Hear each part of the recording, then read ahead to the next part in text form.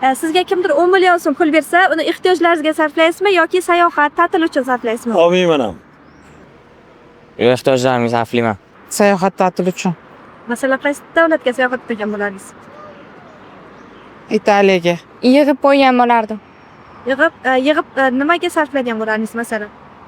Kelajakda agar mabodo biznes yoki bu narsa qilsak, O'qish uchun.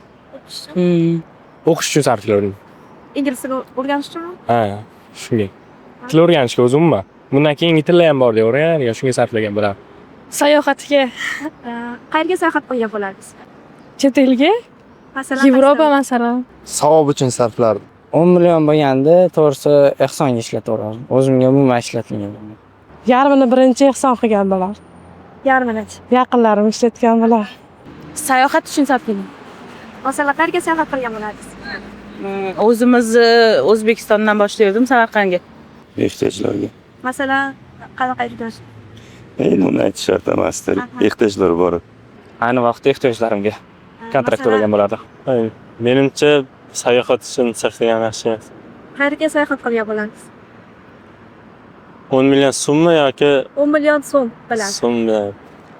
Menimcha Jizzaxga sayohat qilgan bo'laman. Sayohat uchun sarflardim. Masalan, 10 million so'm bilan qayerga sayohat qilgan bo'lardingiz? Shu summaga qarab. Shu summaga qarab. O'zbekistondan boshlardingiz? Na, O'zbekistondan boshlardim. Shu O'zbekiston atrofini aylanam, mana shunga yetadi-yu. Onamga bergan bo'lardim. Oilam uchun sarflagan bo'lardim. Masalan, oilangizga Oilaviy dam olish, birgalikda birgalikda.